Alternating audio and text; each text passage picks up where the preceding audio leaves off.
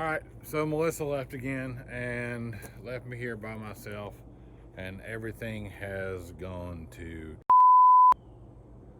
literally. Stick around and learn some lessons today on Home on Edge. It's great.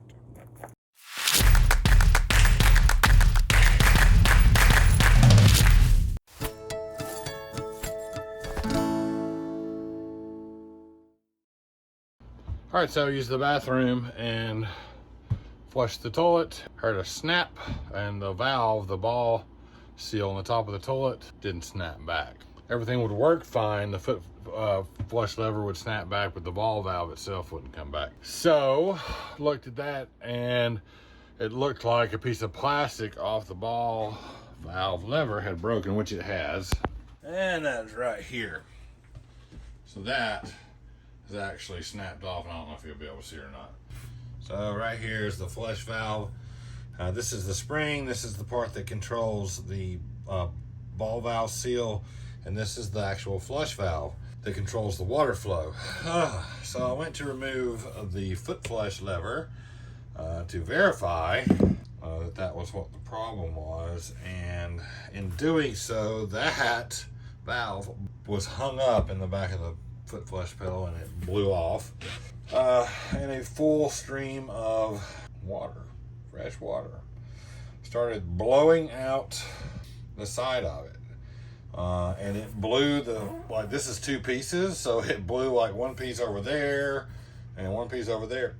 I didn't have the whole setup to actually put together to shove back in there, so I had to run outside, turn the water off. By the time I got back in here, I swear to God, there was 3 inches of water standing in the floor. So grabbed every towel we had.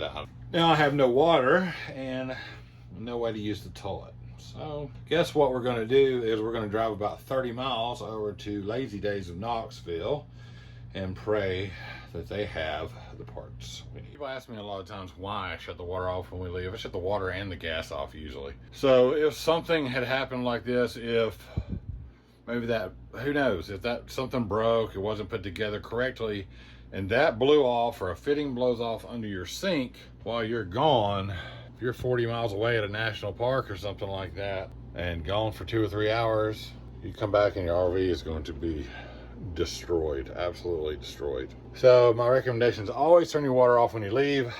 Get an alarm system if for no other reason than monitoring water sensors and such like that. It's not what I wanted to do on my off day, but this is what you get with RV living.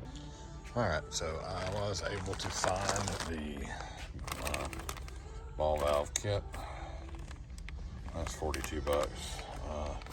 As well, that's not it. This is the valve that kind of popped out and sprayed, caused the water to spray everywhere. So I'm gonna get one of those. I don't know if there's anything wrong with the other one. I don't know if it just came out because I pulled the valve handle off. Probably is the case, but I'm gonna go ahead and get a new one just in case there is something wrong with it. I left the dehumidifier running in here to try to pull some of this water out. That thing's amazing. So I'm gonna get that out of the way, turned off. The water's already turned off, so now I'm gonna unbolt the toilet, move it back, disconnect everything, and get it outside so we can take a look. All right, so the toilet up, kind of try to rinse everything off. Got the old ball valve out, it just kind of pushed through the bottom, and I took the screw out right there, so we will need that. So I got to take these out so I can lift the bowl off the base. All right, so I got the toilet apart in 2 different sections. I have the new seal is over there on the bowl. That's the new seal for the ball valve, and there is the new ball valve itself. It gets a rubber O-ring on that side, and that's where this mechanism goes in that side and moves the ball valve back and forth like that. So That is the next thing to get back into place. So I'm gonna pull that seal off. I'll spare you the look down in there. The new ball valve is in place. Got the new, this valve in place.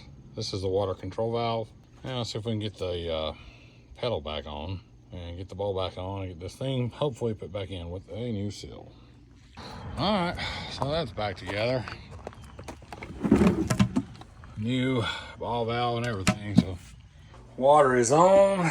New ball valve's holding.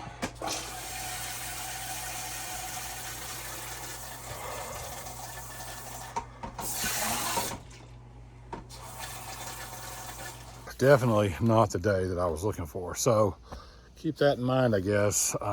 That's why I always shut the water off. Although I was here when this happened, maybe something could have broke, or PEX tubing breaks, fittings break. If you're not around to turn the water off, then your RV's not gonna fare very well, I don't think. So anyway, that's the moral of the story. I turn the water off when we leave, the gas as well. And now I have extra parts for the toilet, which I did not have before, in case something like this happens again. So, all right, guys, that's going to do it for this one. I know it's been a really video, literally stinks around here, but hey, we got to live and learn. So anyway, until next time, guys, take care of each other, love each other, make every moment count. I need a shower.